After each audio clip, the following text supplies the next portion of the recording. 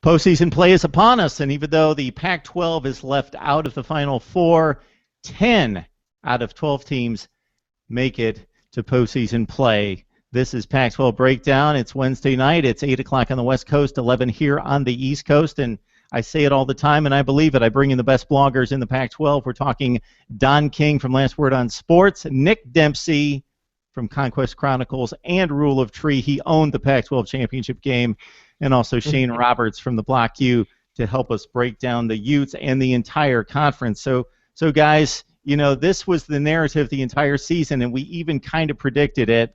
Balanced conference, deep conference.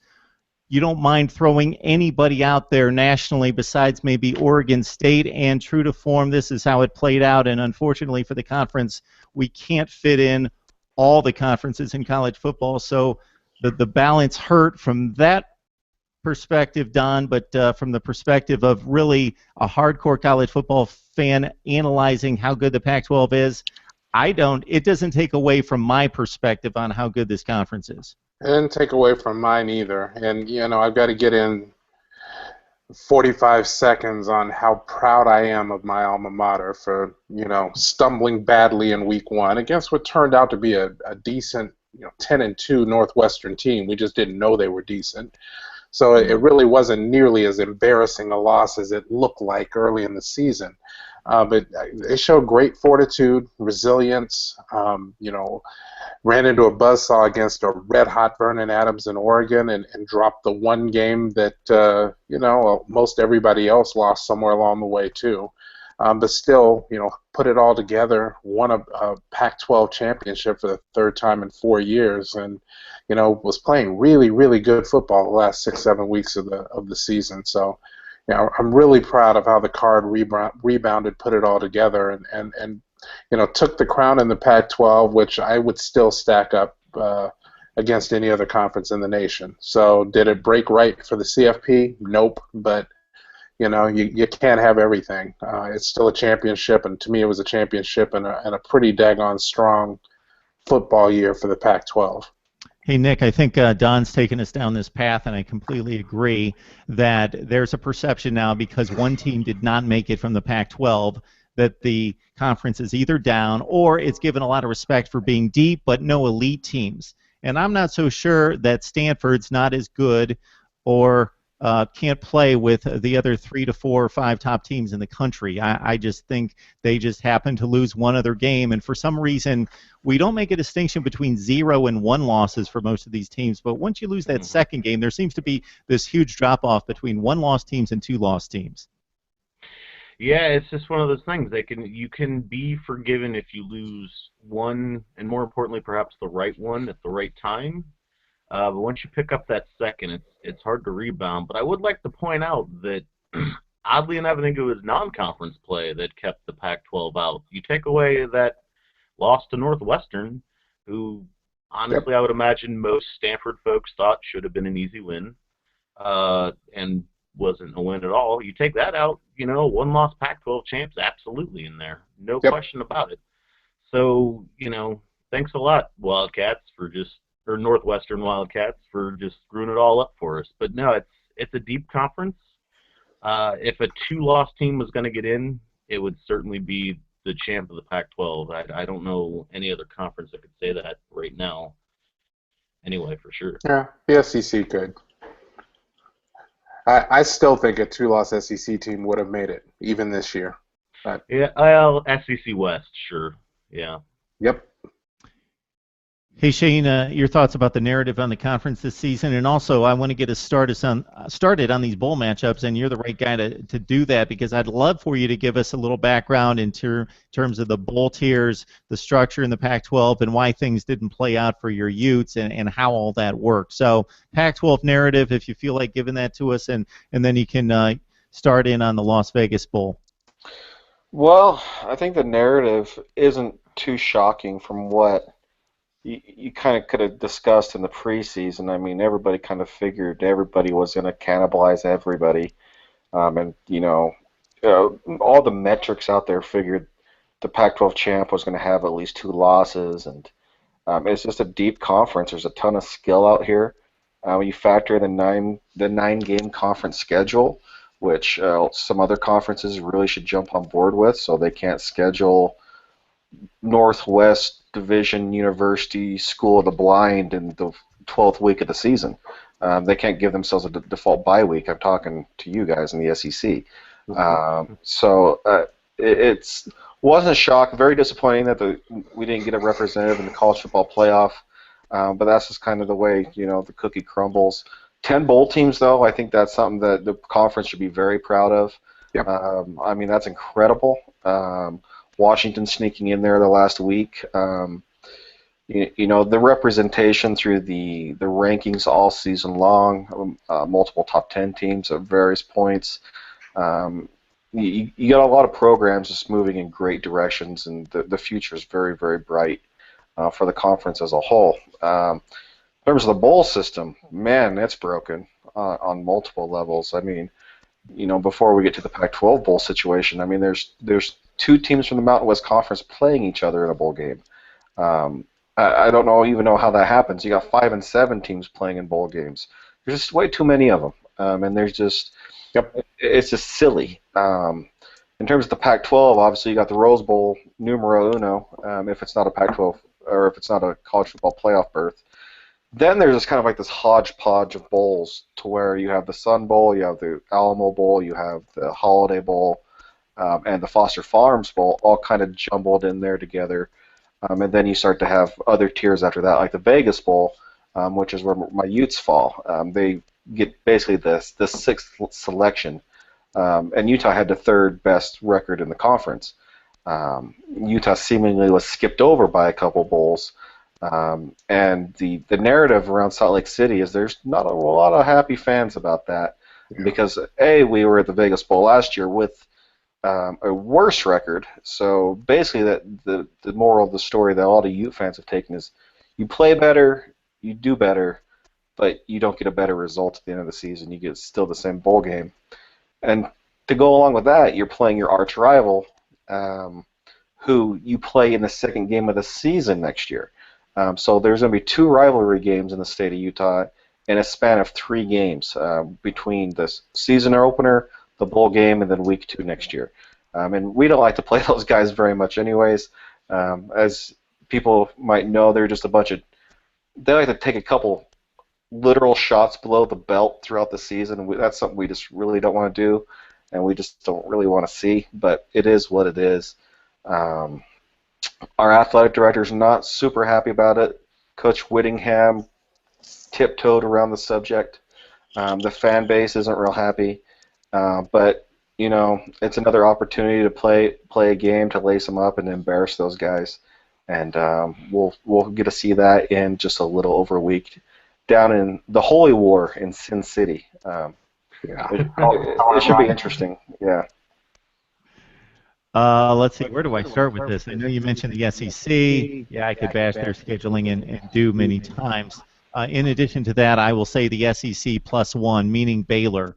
I saw a fact out there the other day. This was after the conference dictated to the Big 12 teams that they must play a Power 5 game out of conference, and also, obviously, they play the 9 in conference. That Baylor, and I can't remember the team, that they did schedule a 2017 Power 5, but it was nothing overwhelming. It was like a Missouri. I can't remember who it was. But other than that, the one game that they scheduled, they didn't have a Power 5 on their books until 2023.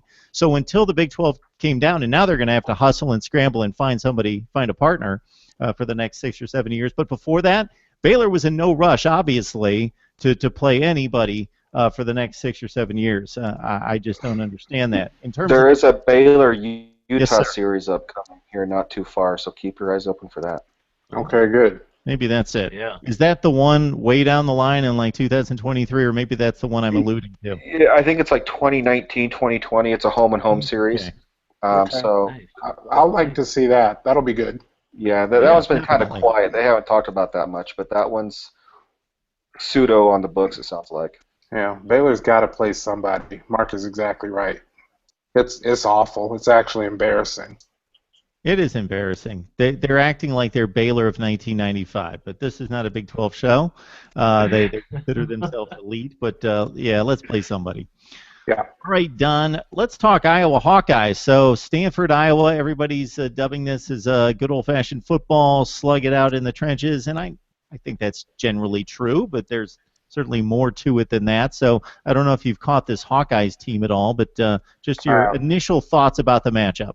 Yeah, I have, and I think before we came on air, I was telling you guys I picked Iowa to beat Michigan State because they just seemed to beat everybody they played this year. I picked against them the first 5 or 6 weeks. I'm like, okay, well, let's wise up. They keep finding ways to get it done. And, kudos to them. They really put it together and had a fabulous season. Came within about 1.5 feet of finishing off Michigan State the other night and just could not quite get it done. I actually think this is going to be a fantastic Rose Bowl. There's going to be a ton of black and gold in the stadium. I heard that the tickets went on sale yesterday at 9 and were sold out by 9:02. So there are going to be a lot of Hawkeye faithful in the Rose Bowl, but I'm pretty confident that Nerd Nation's going to show up as well. As for the game, I think it's going to be really, really good. Iowa's got a pretty stout quarterback, and they're really good on both lines. Stanford is solid on the offensive line. Defensive line had been shaky, but I'll tell you, it turned up in the third quarter to put away the Pac-12 championship game.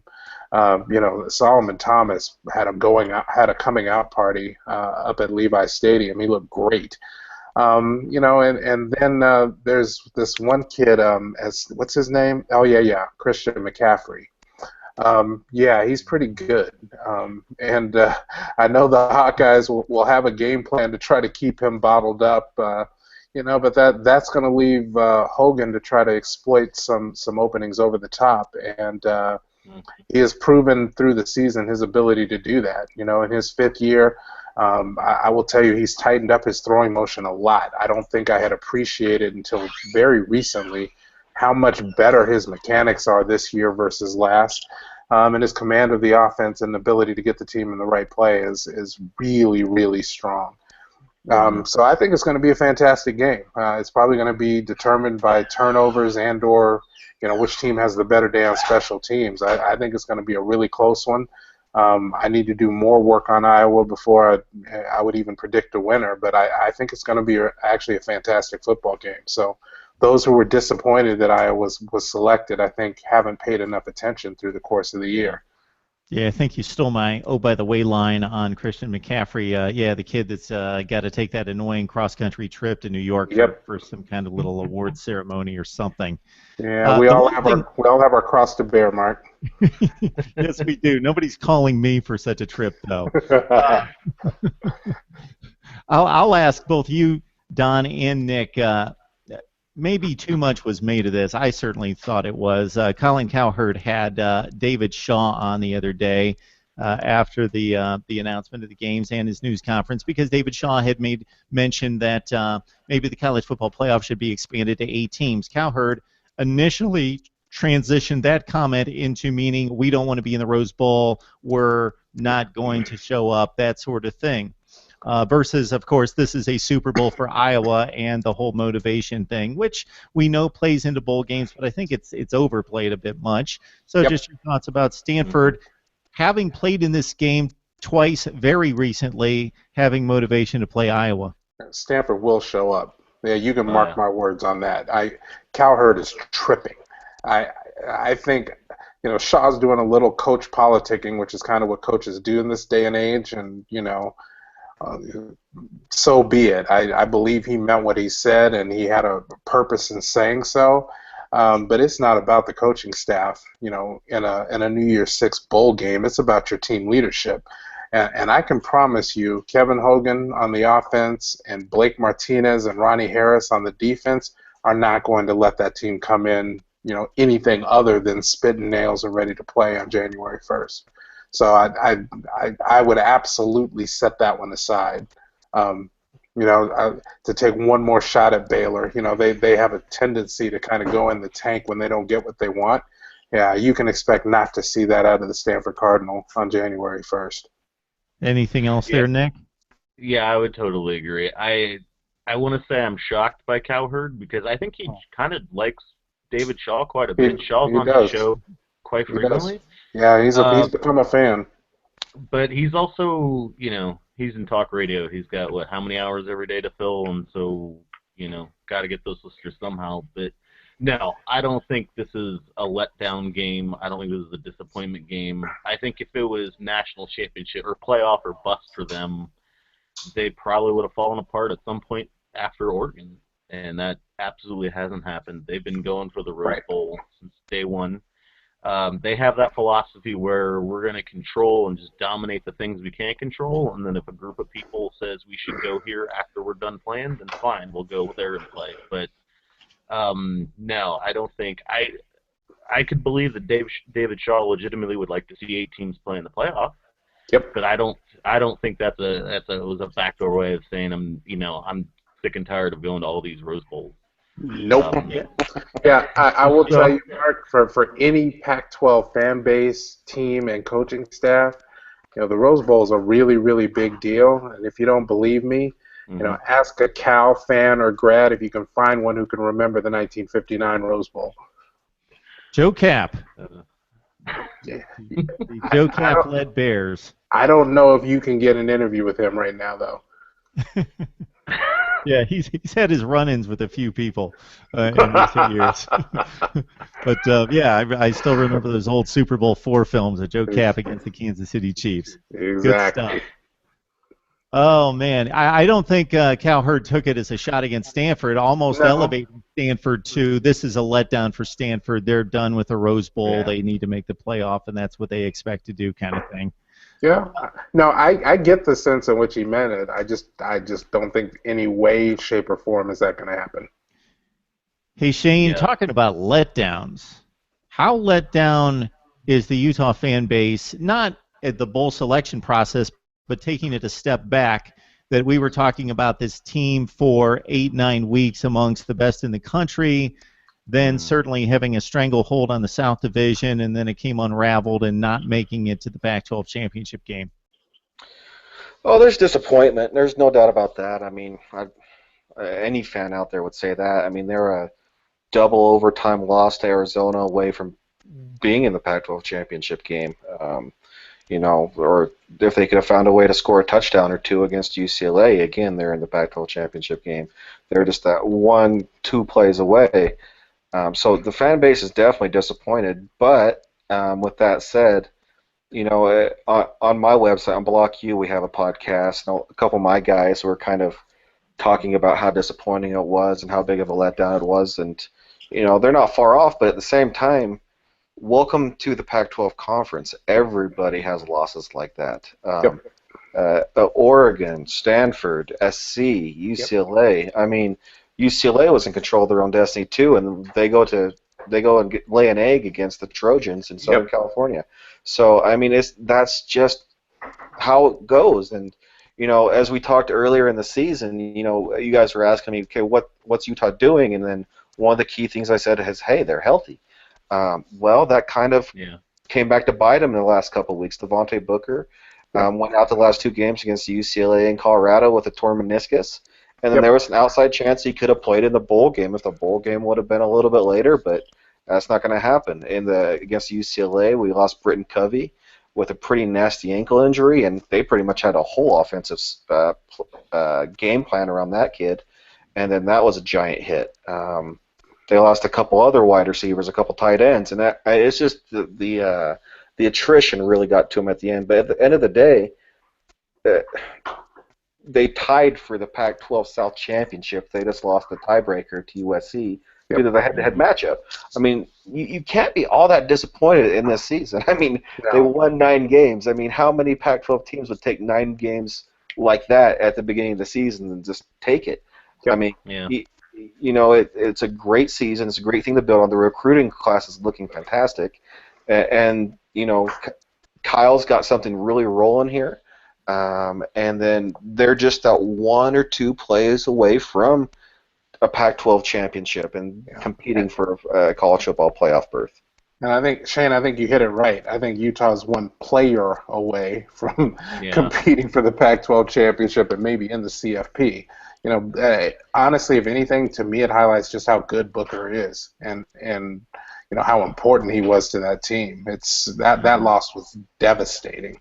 Yeah, even I remember the injury happening in the Arizona game. His knee got landed on kind of funny, and he still had like 160 yards in that game. Yeah. And probably about 60 of them came with a bad will, and you could see that he still didn't quite have that burst, that explosion. While his backup, Joe Williams, has had 300 yards in 2 games. I mean, that's not too bad. But Booker just has the innate ability to get those extra yards. Against UCLA, they couldn't get the end zone, and that was a Booker specialty. So, I mean, you can't be, as a Utah fan, if you're upset or disappointed, just welcome to reality. It happens to everybody in this conference. You just kind of have to be patient and just wait for that breakthrough to happen. I hate to take us back 10 minutes, but I know what I wanted to respond to that Shane mentioned was I thought it was absurd that the NCAA came out and said that they were legislating that it's okay for 5-win football teams to play in bowl games. First of all, if you have any sense of math, you don't have to be a mathematician to see that there are 129 FBS teams. If there's 41 bowl games, there's 82 spots. Unless things break perfectly and you have a ton of 7 and 5 teams, you are going to have to allow 5 and 7 teams to get into bowl games. They should have known that months ago. So anyway, that's just what I had there. When I'm looking over this bowl list, guys, I definitely see a game that I want to see. There's 7 or 8 games I'd like to see, but there's one in particular. So outside of your team's game, what is the game that you'd really like to see, Don? I want to see USC and Wisconsin, and I will say, though each team has Jekyll and Hyde potential, I have no idea what's going to happen in that game. And the Holiday Bowl has a reputation for being wacky anyway. But you got a 9-3 against an 8-5 division champion. That game could be wide open, and I think it's going to be a ton of fun to watch.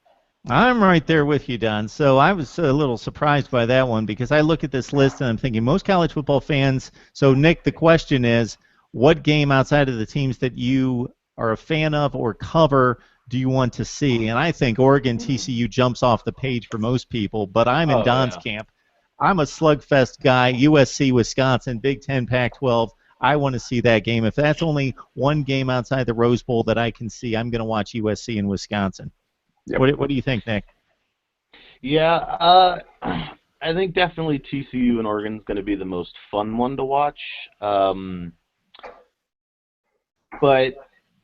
if we're talking outside the teams I cover, I would go with probably either OSU and Notre Dame, or honestly, I get into those like really Pac-12 games.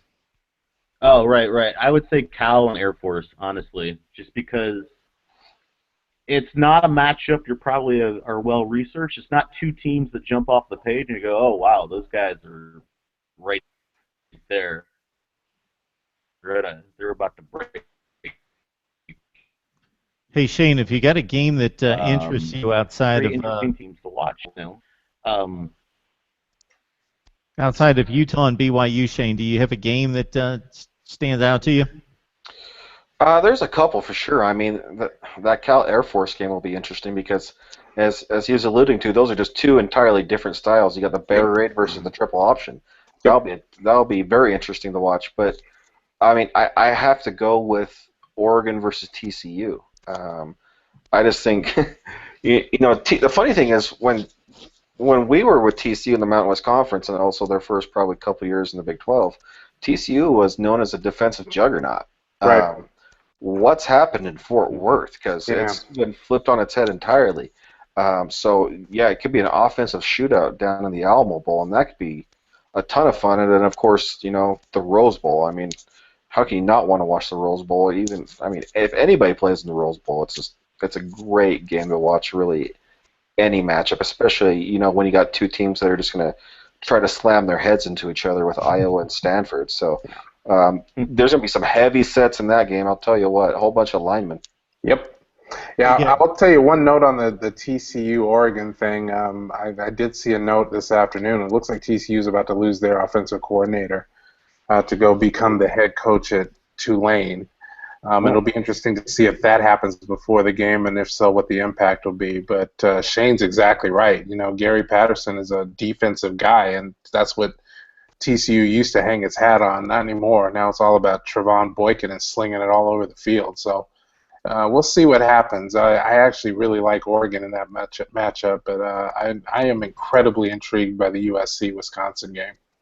So, guys, we've got one more week next Wednesday to talk Arizona, New Mexico, and Utah-BYU, and we've got multiple weeks to tear apart the rest of these matchups. So I love this time of year. We're going to have time to tear up these matchups, but we only have the next few minutes to look ahead to Saturday and what's going to happen in New York City between Derrick Henry, Deshaun Watson, and Mr. McCaffrey. So take off your Pac-12 hats. Please do your very best. Don, do your very best. I think Derrick Henry wins, but I think it is stunningly close.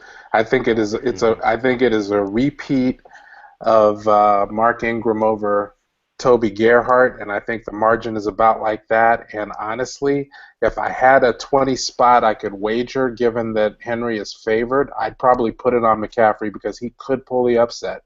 That was a heck of a closing argument in the Pac-12 championship game, but I think it goes Henry, McCaffrey, then Watson. Okay, I shot a video earlier this week, and I will tell you who I think should win the Heisman Trophy after you guys get your say. So, Don, you're saying that Henry wins very close. Who do you think should win? Do you really need to ask me that question? I said take off your Pac-12 Cardinal hat. I can't. And even taking that hat off, I think Christian McCaffrey should win the Heisman. You don't break Barry Sanders' record for all-purpose yardage in a single season and finish with more than 1,000 all-purpose yards ahead of the number 2 guy in the entire nation from an FBS standpoint. That's just really impressive. And I get that Derrick Henry had a great season and Bama's in the CFP and he broke Herschel Walker's record. I get all of that. It's all very laudable. But the Stanford wasn't close to gaining winning the Pac-12 championship without Christian McCaffrey. He's the most, by far the most valuable player on a championship team. I think he should win it. What say you, Nick, about the Heisman Trophy? I think inertia is a really important thing in the perception of who should win the Heisman, and I think Derrick Henry's got it. So I think he wins. It'll be close. I think the excitement for McCaffrey broke nationally is a little bit too late, maybe, to get him over that hump. But as far as who should win it, it's absolutely McCaffrey. ESPN and all these folks are writing about how that Barry Sanders record was untouchable. It was like Ty Cobb's record, and he crushed it. Yep. I also like to look at take each one out of the game. How does their team do? Alabama's probably still gonna have a pretty good day running the ball. That's just no disrespect to Derrick Henry. Take out 500 yards out of Stanford's game in the Pac-12 championship or any of their wins. That's a pretty ugly-looking game for Stanford. So, should it be McCaffrey? Yes. Will it be? I don't know. I doubt it. It would be great to see, though, but I just don't think he had enough time to get over the hump. What do you think about this one, Shay? You got Watson, Henry, and McCaffrey, or maybe your guy's not even in New York City? It's going to be Henry. I don't think it should be. It's just the fact that he has that pretty little SEC logo on his jersey that he's going to get it. I mean, I'm looking over the schedule here. I mean, Middle Tennessee State. We got Charleston Southern in there. We got a Louisiana. Am I going to play devil's advocate here, even though I don't want to? I think I mean, and don't get me anything about the vaunted SEC defenses. They have to learn how to play offense in that conference first. So funny. So I mean, I'm not going to. Henry's going to win it just because he's in the SEC, but it should be Christian McCaffrey. The dude was the best football player in the country this year. Frankly, I don't even think it's that close. I mean, Henry might be the best running back in the country. You know what? Give him the Doak Walker Award. But in terms of the best college football player in the country, it's Christian McCaffrey. Punt returns, running the ball, catching the ball, throwing the ball, kickoff returns, all of it. The whole nine. The kid is unstoppable. I mean, who do they compare him to? The same guy he's wearing the same number as Reggie Bush. I mean, Yep. he's basically the modern Reggie Bush, and people, I don't know if it's because he's in Stanford. I don't know if it's because he's just some, dude on the West Coast. I don't know what it is. But you know what it is, Shane. Somebody was tweeting back and forth with me on this. He's a white kid who plays running back. Yeah. Yeah. So somebody tweeted me and said hashtag white running backs matter. Yeah. That made me laugh out loud because there's something to it. I mean, the kid is the best football player in the country.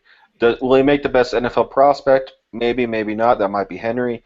But in terms of this season right now, it's Christian McCaffrey, and it shouldn't even be close. You know what's funny, Shane, is what you just what Don just brought up about the color of his skin, and I have no idea. I'm not qualified to rate how his skills transfer to the NFL, but there will be certain fans for sure that will think I don't want Christian McCaffrey on my team because he just doesn't look the part as a star running back in the NFL based on what we've seen over the last 20, 25 years. Yeah, the stereotype is very, very heavy. Yeah, it's real. All right, guys. I bring you guys on here for me to moderate your expertise, but you're going to have to listen to me for just like a minute. Okay. Deshaun Watson, Derrick Henry, and Christian McCaffrey. I consider one of them to be the MVP of college football, and that's Deshaun Watson. I think he's the best quarterback, and I think he's been a dynamic playmaker.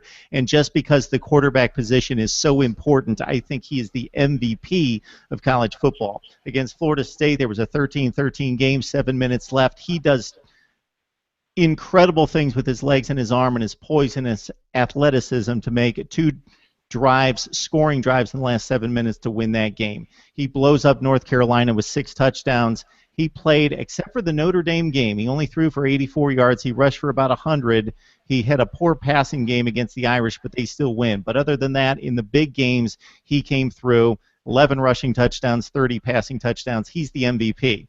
But the Heisman Trophy is not about the MVP. It's also not about the best player on the best team, meaning if you looked at the Alabama football team and said, who's the star? It's Derrick Henry, of course. And I think that Alabama's probably the best team in the country. I'm not convicted in that statement, but if somebody held a gun to my head, I'd probably say because of the defensive front seven that Alabama's the best football team in the country. And Shane, I'm with you on the supposed vaunted schedule that Alabama plays that really didn't turn out to be as vaunted as it was heralded to be to start the season. He did really kick it into gear, 236 against A&M, 210 against LSU or whatever it was. He had like 4 or 5 200-yard games against really good defenses, not so much Texas A&M, but LSU, Mississippi State, Auburn, really, he slammed it ahead against Auburn 46 times, 47 times in the SEC championship game. But let's also note that against Florida, his longest run in that game until the very last drive, which didn't mean anything, was 9 yards on 44 carries against Florida. He wasn't exactly running wild. He plays behind an offensive line that will turn out at least 4 NFL players. Yep. Leonard Fournette is a better NFL prospect, and I'm not for voting for the Heisman based on NFL talent, but that just shows you that Derrick Henry is a fine back running behind a great line, and you could throw in Paul Perkins, go down the line, Devontae Booker behind that offensive line, and they would be nearly, if not just as productive. Yep. Christian McCaffrey, the best football player, period. Returns punts, kicks, threw 2 touchdowns, caught 41 passes, ran for as many yards, just slightly less yardage than Derrick Henry. And if you take all his punt and kickoff returns into account, he lugged the ball. And Derrick Henry's this monster, right? He's this beast that's just this workhorse. Christian McCaffrey had the football in his hands 64 more times than Derrick Henry did.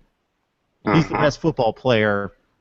And you could even say that he affects the game in a way that teams, once they caught on to this kid's going to kill us in kick and punt returns, they set up Stanford field position by just him being on the field and them kicking away from him. Right. Oregon didn't kick to him all night.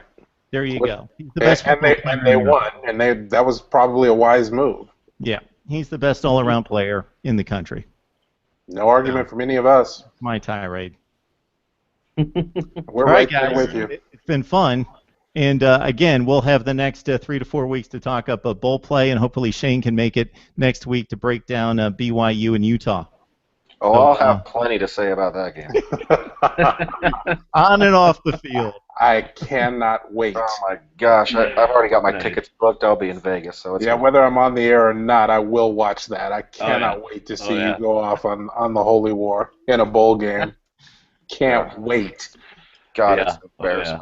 I'm going to get my popcorn ready. Good stuff. Terrible. All right, it's another breakdown. What did I miss? He said terrible. That was how he said it, though. It was really Yeah. awesome. All right. Before this becomes obscene, we will cut you guys loose. Pac-12 Breakdown every Wednesday night. Mark Rogers TV right here. It's Don King from Last Word on Sports. It's Nick Dempsey from Rule of Tree and Conquest Chronicles. And, of course, Shane Roberts from the Block U. Guys, it's been great. I'll enjoy the conversation, tearing apart these bowl games for the next few weeks. See you next time. All right. Thanks, Mark. Awesome. Thanks, Mark. Thank you. See ya.